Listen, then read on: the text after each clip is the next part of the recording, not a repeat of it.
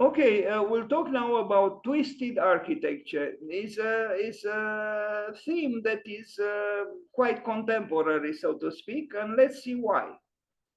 We'll look at some examples, but I think all of them, this obvious twisting that takes place in architecture or took place in architecture recently, and it continues to animate architecture, must have a reason. Why is it that architects contemplated a twisted architecture and they built accordingly? For example, this tower proposed for Austria by MVRDV. MVD, I think I wrote wrongly there. MDRDV. Look at this. Look at this tower. Why was it? It was not built, but it was proposed by a very accomplished architecture office in this way. Obviously, with some structural complications, with the financial efforts that such a twisting would infer. So why was it done? Like, my question is, and this is not a single example. I have plenty of examples in this presentation with twisted architectures, and we are going to advance. An elegant twist art by Big and Allard architecture. It's another twisted building. In a project, of course, Big employs twisting rather often, and we are going to see also the Twist Museum that he built in Norway. Sorry about this model. Now again, Bjarke Ingels in Vancouver, Canada. Probably this building was built. I prepared this presentation before the construction began, but this building. It's a building which almost became the curtain of a theater, on the stage of a theater, which empties, which creates some space for contemplating the city of Vancouver as you approach it. That was a justification, but in essence, I think it's about something else. This twisting is a constant, not just in the work of Bjarke Ingels and Big, but in the work of many architects. And we are going to see some examples, and not the only ones. Big designs with a twist in Miami. The Danish architects raised the bar for Miami condos with a truly innovative design. This is a text I took from somewhere. This was built as well. And, this obviously required supplemental financial efforts, and accordingly, the twisting created structural difficulties, but there was a need apparently for problematizing the prism.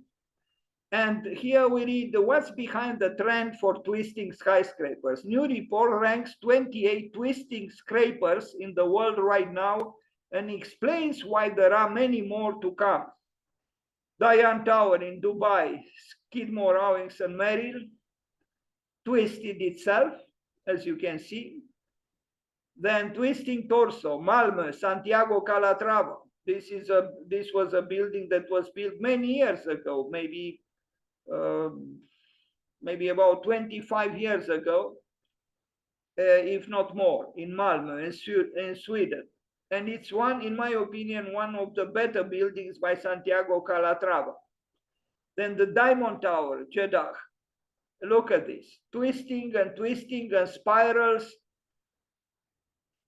F&F Revolution Tower in Panama. Twisting, there is the expression about twisting truth, which is not a good thing to do. But why is it that some architects and some very important architects indulge in twisting their buildings? Green 8 Concept Berlin by two Polish architects. It was not built, it was a proposal. The report says the trend will be around for some time due to its green-friendly nature. Sorry about the translate. I guess it was translated. The text: twisting buildings can reduce energy consumed in the building via the more varied opportunities for displacement of the windows. This is nonsense. That's not why people twist buildings. No. This is, you see, this how architects are. They try to justify, with wrong reasons, preferences that have to do with other roots. Just don't twist your neck looking up at them now. The singing, ringing tree. Let's look at this one. A 3-meter tall wind-powered musical sculpture made of galvanized steel pipes. It stands high above the English town of Burnley. The pipes swirl to form the shape of a tree, bent and blown by the wind, and produce an eerie, melodious hum as the constant wind on Crown Point drifts through them. I don't like usually to read too much during my presentation. Here is the sculpture. Now, this is not really architecture, it's a sculpture, but again, we see the whirling longing of the architect or the sculptor, the artist. Why the twisting? There must be a reason for it, and I don't think this reason has to be discovered, can be discovered in the field of pragmatic reasoning, like, that it is economical. No, quite the opposite. It's not economical at all. I'm not talking about this sculptural work. I'm talking about, grown-up buildings, so to speak, which twist and twist and twist. Twisted timber shell wraps around the parking attendant's pavilion in France. This is twisted, just a little bit, so to speak, but it's still twisted. It's a box that was deformed by twisting, and you can see clearly especially on the left wall. Why the need for it? This is my question. Why can't we just build, let's say, like Palladio or straight walls? Why do we need to slant them? Why do we need to twist them? Or why do so many architects today feel like doing it? There must be a reason. If you are not careful, this building you could almost approximate as being a box. And it is a box, but you see at the perimeter line that it is a twisted box, which obviously complicated matters, but it seems the architects enjoyed this complication and needed it. Digital models and augmented reality used to build twisting pavilion in Tallinn. Now this one is more radical, very much so. Look at this. It's a pavilion. Okay, I understand. It's an architecture that doesn't have all the constraints of a typical building. But again, why would the architects do something like this? I mean, we are accustomed to this architecture or to this architecture, but not to this. This is an extravagant architectural gesture, and you wonder, why was it done in this way?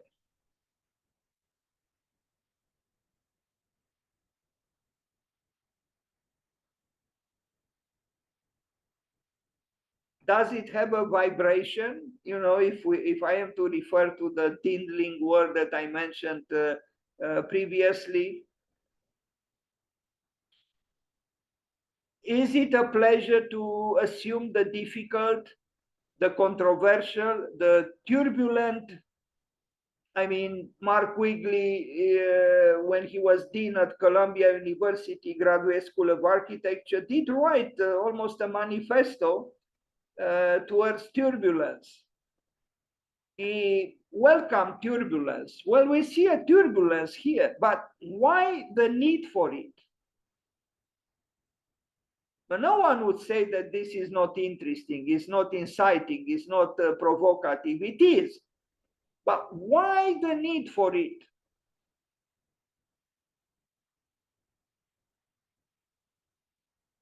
Is it mainly, the quest for the unknown?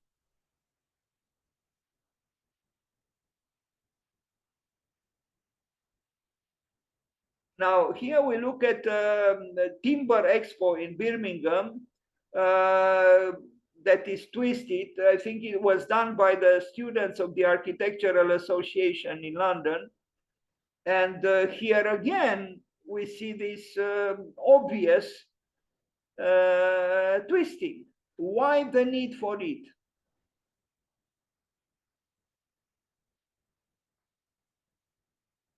This is a very recent work of the students at the Architectural Association in London.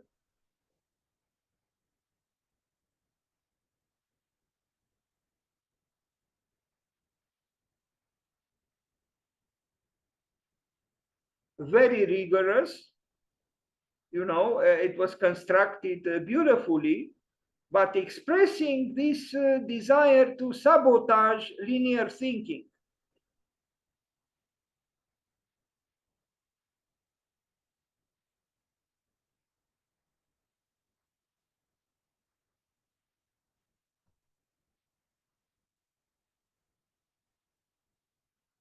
And yes, the new technologies can help us do such things.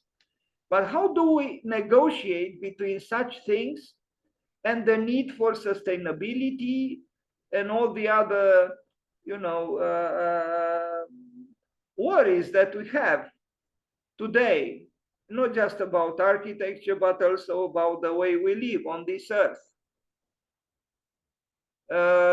Just a few days ago, I received a message from Stephen Hall Architects that their office or Stephen Hall has an exhibition in Italy called Half World.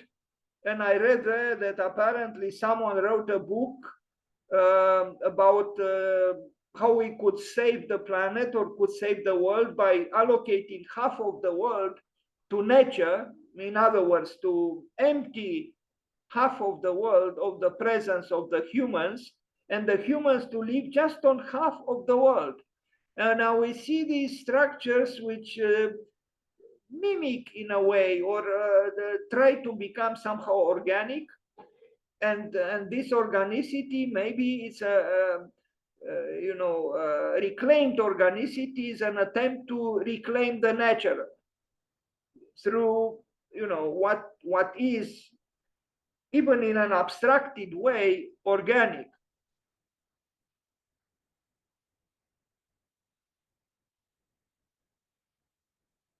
It seems obvious to me that as opposed to Heidegger and Le Corbusier, about whom I talked earlier, each one of them living at least for, Le Corbusier only lives several months a year, and he's Le Cabanon, and Heidegger lived in Heidegger's hut, a very humble rectangular little house. Here we see the architects almost exasperated by the little box or the little house or the little room and trying to break free from it. Against a landscape of hills lies the beautiful Twine, a concept house under a twisting stream of concrete designed by Anthony Gibbon Design. Together with the mountains, this impressive house, resembling a gray DNA chain, creates a series of organic forms. Now here I'm not sure the house was built. It looks to me like a rendering, but even as a rendering should make us think.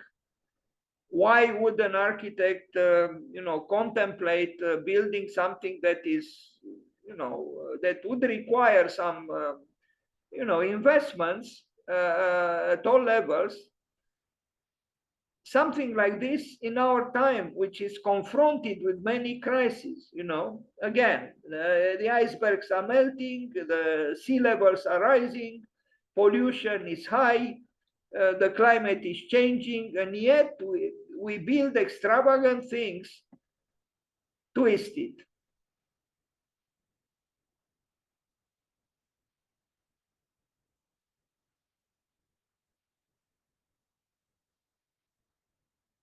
Opulence. I mean, what we look at here is much bigger than the whole little house that Heidegger and his wife had, and obviously incomparably bigger than the Le Cabanon by Le Corbusier. Studio Gang completes a new twisting tower in San Francisco. Here it is, built. Now, again, you would ask yourself, why go through that trouble? Well, Studio Gang already showed an interest in agitating the prism or the box with the Agua Tower in Chicago. And here is a different attempt, but somehow in the same spirit, to rebelliously react to serene prism. The interior, though, is very bourgeois and yes, cozy and comfortable and so on. What can I say? Very different from the interior of Le Cabanon by Le Corbusier or Heidegger's hut. But the exterior has tremor. That's why I thought of the word dindling, because it is animated by other forces than the forces of reason.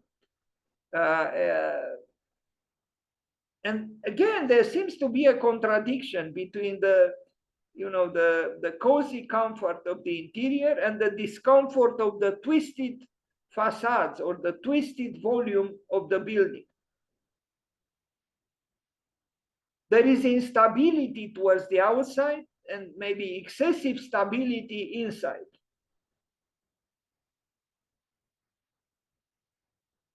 So this was built in San Francisco by Jeannie Gang and her office. The Twist Museum by Big in Norway, which you most surely know. Why did he twist it? And he twisted it exactly or almost exactly in the middle of the river underneath. You know, exactly where normally a bridge would be most challenged.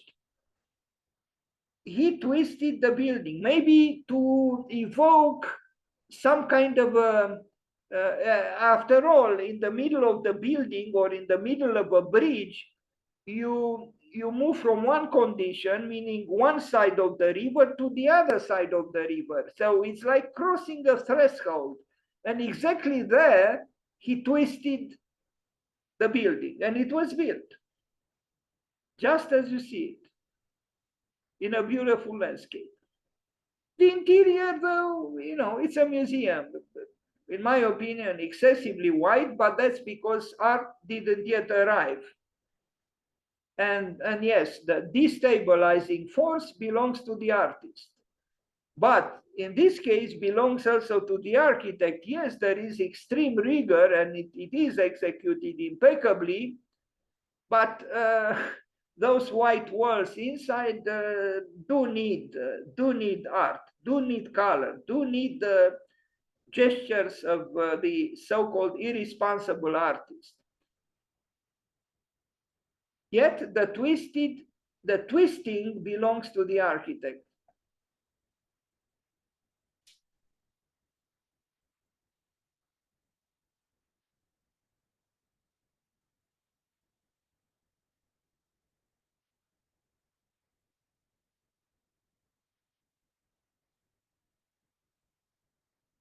This is not a rendering, it's a picture of the built work. And this is the conceptualization, so to speak, of Mr. Ingalls. Building museum, the prism on the left, and infrastructure bridge, the second, and then art and sculpture, you know, bringing in disorder.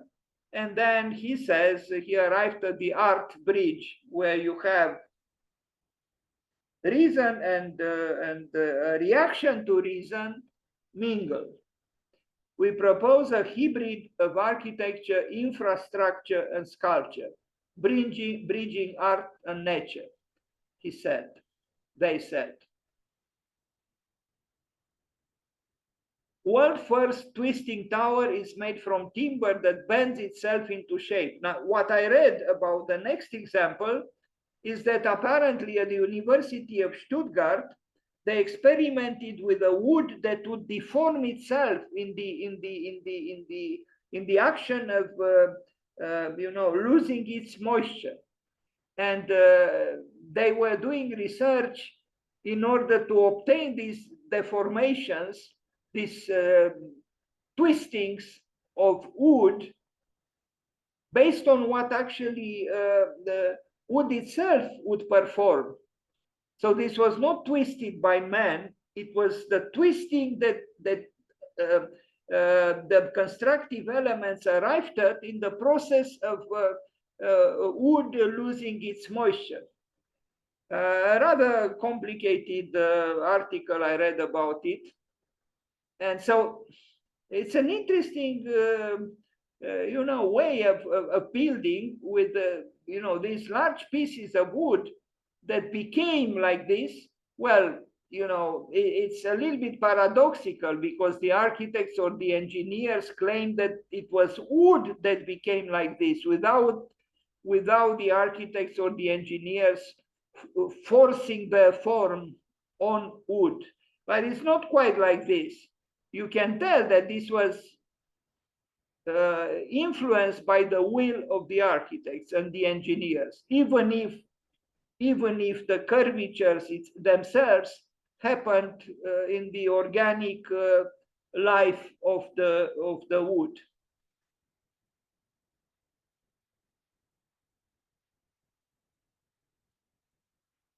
I mean, even if it appears to be, so-called naturally twisted, but in my opinion, the volition, the will of the architects and the engineers and the manufacturers was still very present.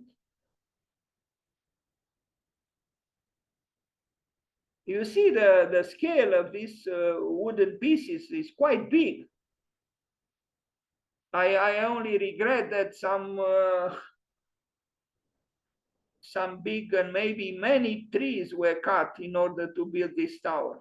This is certainly not what we should do these days, to cut more trees and more trees and more trees in order to build our extravagant,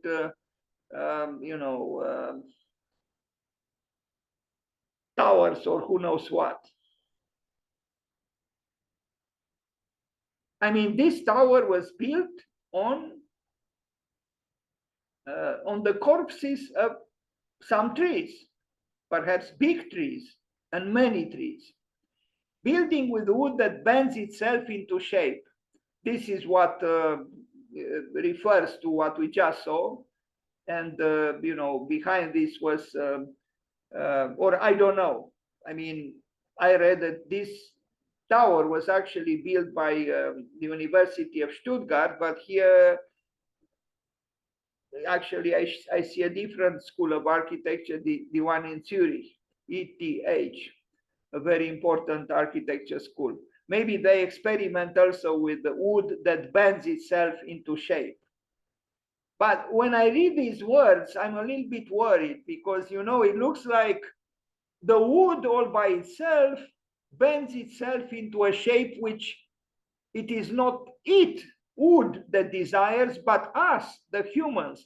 So I don't think the will of the humans is not yet in a bothering way still very much present. And here we see, all kinds of illustrations that try to explain rationally. But what such a scheme doesn't say is that the continuous assault that human beings do on nature. We twist our buildings, but we do so mimicking so-called organic effects by continuing to sacrifice nature. Now, what is this? This is a metal cube to house. I think this is the last work that I show in this short presentation about rather large and complex subject. Mart Architekten in Austria builds distorted metal cube to house Austrian art gallery, twisted itself. And here it is.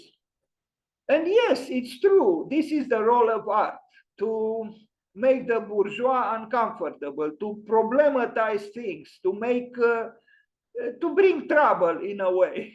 You know, but without this trouble, life would be very impoverished. That's why we need art badly. Art is, you know, deviant by its very nature, and this building also is deviant.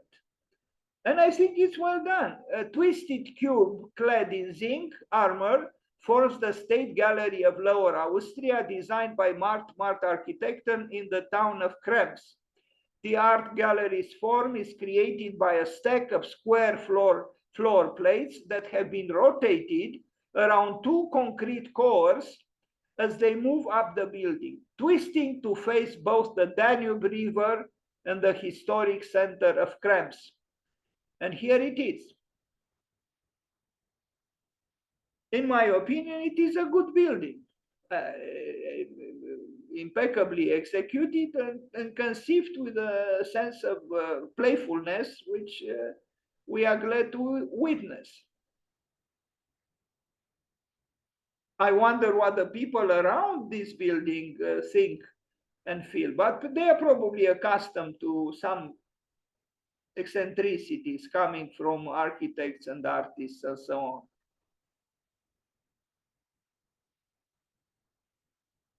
It's probably also a well-to-do place, you know, having no trouble to invest in such aesthetical experiments. But the reason I included this work in this presentation is because of the twisting. Why do we need these days to distort the cube? Why aren't we happy with a, you know, placidly conceived, I almost said classically, but maybe placidly is better said, a cube, as it comes down to us from, you know, geometry. Why do we need to make it deviant? Why do we need to distort it? Why do we need to twist it?